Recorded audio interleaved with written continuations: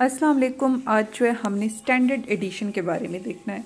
तो ये जो डिसिप्लिन है ये यानी कि ये जो टॉपिक है ये एनालिटिकल केमिस्ट्री से भी बिलोंग करता है और बाकी भी मुख्तलिफ डिसिप्लिन से ये बिलोंग करता है। तो हम स्टैंडर्ड एडिशन देखेंगे कि इसका बेसिकली मतलब क्या है, ये किस लिए हम इस्तेमाल करते हैं, किस तरह इसके ज़रिए से हम अननोन कॉन्सेंट्रेशन किसी भी सैम्पल की फ़ाइंड आउट करेंगे। इसका मेन फार्मूला देखेंगे अननोन कॉन्सेंट्रेशन फाइंड आउट करने का, उसे स्टैंडर्ड के साथ रिलेट करके इसकी कैलिब्रेशन कर्व क्या बनानी है और कैलिब्रेशन कर्व बेसिकली होती क्या है, सिग्नल क्या होता है, मतलब ये सारी चीज़ें जो हैं हम देखें। कि सबसे पहले आप लोग मेरा चैनल सब्सक्राइब कर लें ताकि इस तरह की एजुकेशनल वीडियोस आपको मिलती रहें। अच्छा, जो एनालिसिस होती है ना वो दो तरह की होती हैं, क्वालिटी की बेस पे जिन्हें हम इंटेंसिव कहते हैं, एक क्वांटिटी की बेस पे जिन्हें हम एक्सटेंसिव कहते हैं। अच्छा, हम अक्सर लफ्ज़ यूज़ करते हैं कि इसकी नेचर बड़ी इंटेंस है, तो मतलब नेचर इंटेंस, तो इसे यूँ रिलेट करके याद रखें कि इंटेंसिव प्रॉपर्टी नेचर से रिलेटेड है, लेकिन ये कौन सी है, एक्सटेंसिव है, यानी कि जो मैस की बेस पे होती है, क्वांटिटी की बेस पर होती है। तो क्वालिटेटिव और क्वांटिटेटिव एनालिसिस, इनसे ज़रा आगे निकल के भी सोचना चाहिए। इनके लिए टर्म्स यूज़ होती हैं एक्सटेंसिव और इंटेंसिव की। तो ये एक क्वांटिटेटिव एनालिसिस है या फिर एक्सटेंसिव एनालिसिस है, ये भी आप कह सकते हैं, अप्रोच है।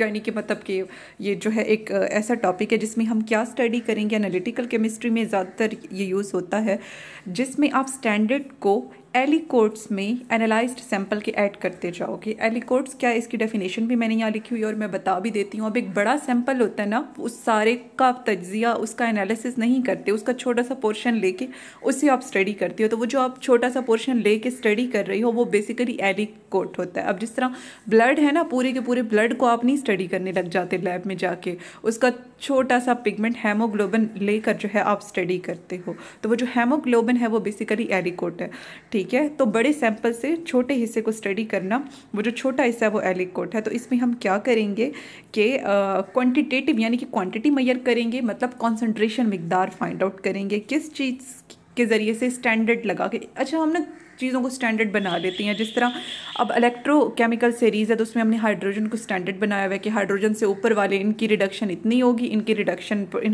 पोटेंशियल इतना होगा। तो इस तरह यहाँ भी हम स्टैंडर्ड बनाएंगे। तो हम स्टैंडर्ड को ऐड करेंगे जो कि एक जैसा होगा। तो स्टैंडर्ड को ऐड करेंगे छोटे छोटे उसके एलिकोट्स पे एनालाइज्ड सैंपल के, ठीक है। तो फिर वो कह रही हैं कि इसमें हम बेसिकली करते क्या हैं, इसमें जो है हम अननोन, इसमें हम ये करेंगे कि नोन अमाउंट, जैसे हम स्टैंडर्ड अमाउंट कहेंगे, वो ऐड करते जाएंगे उसके एलिकोट्स के अंदर, सैंपल की छोटी छोटी मिकदारों के अंदर, और ऐड करने से पहले मैयर करेंगे, बाद में मैयर करेंगे, और इस तरह से हमें कॉन्सेंट्रेशन मिल जाएगी। तो कॉन्सेंट्रेशन कैसे मिल जाएगी, ऐसे ही नहीं मिल जाएगी, एक फार्मूला हम ड्राइव करेंगे, उसमें आप वो वैल्यूज़ पुट करोगे, ऐड करने से पहले वाली बाद वाली, तो आपके पास कॉन्सेंट्रेशन अननोन आ गई। तो इसमें जो मेन बॉडी है, अच्छा, इसका इस्तेमाल हम तब करते हैं जब आप उस चीज़ का डुप्लीकेट नहीं बना सकते हो, ठीक है। तो फिर उसी से हम चीज़ों को लेके जो है उसी में स्टैंडर्ड को ऐड करके अननोन कॉन्सेंट्रेशन हम फाइंड आउट करते हैं। तो इसमें एक टर्म यूज़ होती है स्पाइकिंग की। स्पाइकिंग क्या होती है कि जिस चीज़ का आपको पता है उसे ऐड करके अननोन चीज़ निकालना, तो ये स्पाइकिंग है। एलिकोट का पहले मैंने आपको बता दिया। अच्छा, अब इसके ना दो तरीके हैं, एक सिंगल पॉइंट स्टैंडर्ड एडिशन और मल्टीपल एडिशन मेथड। जो सिंगल पॉइंट है इसमें सिंपली आपने दो सैंपल लेनी है, एक में स्टैंडर्ड ऐड करना है, एक में नहीं करना, और इस तरह से जो है आप अननोन कॉन्सेंट्रेशन फाइंड आउट करोगे। मल्टीपल में नाम से जाहिर हो रहा है कि बहुत सारे मल्टीपल आपने सैंपल ले लेने हैं, और मिसाल के तौर पर आप 6 सैंपल ले लेते हो, और वो जो 6 हैं उसमें से आप 4 के अंदर स्टैंडर्ड को ऐड कर दो और एक के अंदर ना करो, और एक को वैसे ही जो है आप छोड़ दो। तो इस तरह से अब हम तफसील में देखते हैं कि सिंगल स्टैंडर्ड एडिशन बेसिकली होती क्या है। आप एक फ्लास्क लोगे, उसमें आप वॉल्यूम V0 तक आपने जो है एक चीज़ ऐड की, फिर आपने उसमें पानी डाल दिया, उस चीज़ को डाइल्यूट कर दिया, VF तक ले गए। अब सिंगल स्टैंडर्ड में आपने दो चीज़ें लेनी है, तो एक में स्टैंडर्ड नॉन अमाउंट का ऐड कर दो, एक को वैसे ही रहने दो, ठीक है। तो इस तरह से अब ये इसका फार्मूला आ गया। अच्छा, जो नोन अमाउंट आपने ऐड की है ना, उसमें एक चीज़ यहाँ पे याद रखें, उसकी कॉन्सेंट्रेशन हमें नोन है, वो कितनी है, CSTD, यानी कि स्टैंडर्ड की कॉन्सेंट्रेशन। CA हमने बेसिकली फाइंड आउट करनी है एनालाइड की, A फॉर एनालाइड। तो V ओरिजिनल यानी कि जो पहले था, और फिर जो फाइनल हो गया डाइल्यूशन करने के बाद। अच्छा, आपने डाइल्यूट दोनों में करना है, ठीक है, मतलब 2 फ्लास्क है ना, उनमें पहले एक सैंपल पड़ा था पानी वाला कोई, उसमें आपने और पानी डाल के जो है उसे डाइल्यूट कर दिया। स्टैंडर्ड आपने एक में डालना है, इसीलिए इसका नाम सिंगल स्टैंडर्ड जो है एडिशन है। तो ये अब फार्मूला हम लगाएंगे, original volume over final volume, यानी कि जो डाइल्यूशन के बाद VF आ गया। अच्छा, अब एक में जस्ट हमने डाइल्यूशन की, तो उसका फार्मूला ये A वाला है, और जो CSTD है, ठीक है, ये जिसमें हमने स्टैंडर्ड ऐड कर दिया, ये उसका फार्मूला है। और S सैंपल, ठीक है, यानी कि इसकी स्टैंडर्ड एडिशन हम कैसे फाइंड आउट करेंगे, ये KA ये कांस्टेंट आ गया, यहाँ पे CA V0 ओवर VF। और S स्पाइक वाला, स्पाइक अभी मैंने बताया है कि नॉन कॉन्सेंट्रेशन को ऐड करना, तो इसमें नॉन कॉन्सेंट्रेशन जो ऐड किया उसका फार्मूला CSTD वाला हमने लगा दिया।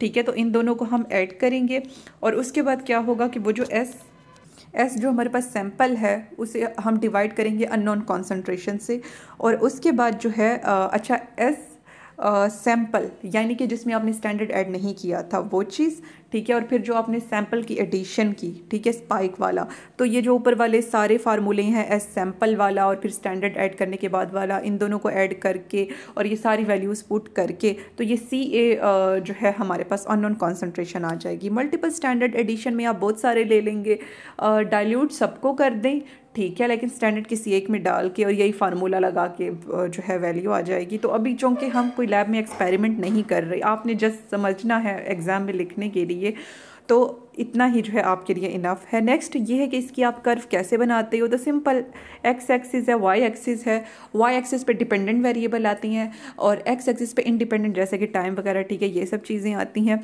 तो यहाँ पे एक फार्मूला है Y इंटरसेप्ट का, तो Y इंटरसेप्ट से आप इनकी स्टैंडर्ड एडिशन जो है स्पाइक की निकाल सकते हैं, सैंपल की निकाल सकते हैं। स्लोप का फार्मूला यहाँ पे लिखा हुआ है स्टैंडर्ड वाला, तो इससे जो है आप इसकी स्लोप निकाल लेंगे। तो मतलब यही जो फार्मूले हैं इसी को ही किसी पे इंटरसेप्ट पे लिख दिया है और कहीं पे इसे जो है स्लोप इनके ज़रिए से निकालनी है। तो वो वैसे कह रही हैं कि नॉर्मल आप करते हो तो 10 सैंपल लेते हो, और जो असल एनालिसिस है वो 13 बोटल्स तक आपका चला जाता है, क्योंकि 3 में आप स्टैंडर्ड ऐड कर देते हो, ठीक है, तो वो एक लिहाज से नई हो जाती हैं तो 13। लेकिन जब आप ये स्टैंडर्ड एडिशन वाला कर रहे होंगे ना, तो वो 30 टाइम्स हो जाएगा, क्योंकि इसमें आपने के एरर्स जो हैं कम आए, तो हर जो एनालिसिस है आपने 3 बार करना होगा।